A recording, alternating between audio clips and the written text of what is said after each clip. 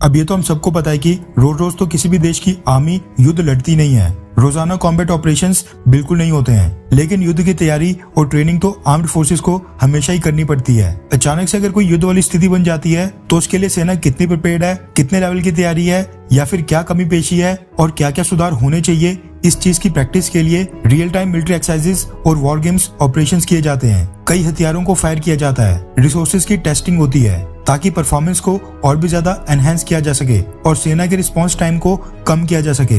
Indian armed forces भी कई तरह की मिलिट्री एक्सरसाइजेस करती रहती हैं। कई एक्सरसाइजेस किसी भारी देश की सेना के साथ मिलकर की जाती हैं, जबकि कुछ एक्सरसाइजेस इंडियन आर्म्ड फोर्सेस यानी कि इंडियन आर्मी, एयरफोर्स और नेवी आपसी तालमेल और कोऑर्डिनेशन को चेक करने के लिए करती हैं। कुछ स्टैंड अलोन एक्सरसाइजेस भी होती हैं। हर एक एक्सरसाइज के पर्पस अलग अलग होते हैं। कई बार आपने भी नोटिस किया होगा कि कुछ एक्सरसाइजेस अभी होती नहीं है लेकिन उनके बारे में पब्लिक डोमेन में काफी सारी इन्फॉर्मेशन पहले ही आ जाती है। फॉर एग्जाम्पल, हाल ही में एक खबर आई थी कि यूएस आर्मी और इंडियन आर्मी दोनों मिलकर चाइना के साथ लगती LAC से ठीक 100 किलोमीटर अंदर उत्तराखंड के औली में युद्धाभ्यास मिलिट्री एक्सरसाइज करने वाले हैं, जो कि अक्टूबर महीने में होने वाली है। पर्पस की बात करें तो इस एक्सरसाइज का पर्पस था हाई एल्टीट्यूड और माउंटेन वॉरफेयर में किसी भी युद्ध वाली सिचुएशन से निपटने की प्रैक्टिस करना। अब इस एक्सरसाइज के बारे में पहले ही सारी इन्फॉर्मेशन पब्लिक डोमेन में आ गई है, जबकि अभी तक हुई भी नहीं है। अब सारी मिलिट्री एक्सरसाइजेस इस तरह की नहीं होती हैं। कुछ मिलिट्री एक्सरसाइजेस के बारे में तो पब्लिक डोमेन में इन्फॉर्मेशन कभी आती भी नहीं है, जबकि कुछ मिलिट्री एक्सरसाइजेस ऐसी होती हैं जिनके पूरा हो जाने के बाद ही भारतीय सेना बताती है कि हमने अपनी प्रिपेयर्डनेस को चेक करने के लिए ये मिलिट्री एक्सरसाइज की थी। सेम चीज इस बार इंडियन आर्म्ड फोर्सेस ने भी की है। अंडमान निकोबार से लेकर लद्दाख और राजस्थान से लेकर अरुणाचल प्रदेश तक इंडियन आर्मी ने एक स्पेशल मिलिट्री एक्सरसाइज की है, जिसके कंप्लीट होने के बाद पब्लिक डोमेन में एक खबर आई है।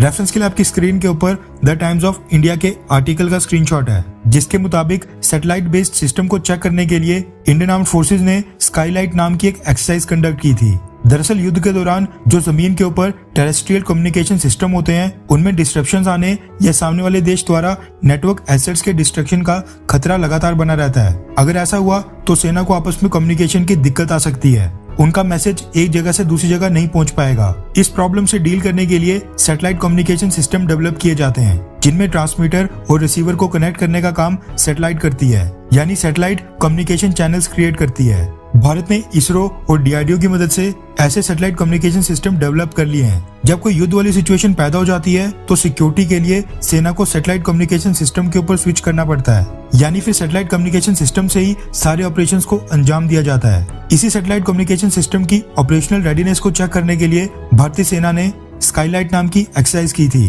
ताकि सुनिश्चित किया जा सके कि अचानक हमला हो जाने पर क्या हम आसानी से सैटेलाइट कम्युनिकेशन सिस्टम के ऊपर स्विच कर भी पाएंगे या फिर नहीं। रिपोर्ट्स के मुताबिक ये स्काईलाइट एक्सरसाइज जुलाई 25 से लेकर जुलाई 29 के बीच अंडमान निकोबार आइलैंड से लेकर लद्दाख यानी पूरे इंडिया में कंडक्ट की गई थी। इस एक्सरसाइज को चाइना के मद्देनजर कंडक्ट किया गया था, क्योंकि चाइना को स्पेस, साइबर स्पेस और इलेक्ट्रॉनिक वॉरफेयर में महारत हासिल है। उसने कई डेडली वेपन्स डेवलप कर दिए हैं। रिपोर्ट्स के मुताबिक इस एक्सरसाइज में कई तरह के टेक्निकल और ऑपरेशनल सिनेरियोस की वॉर गेम्स भी की गई।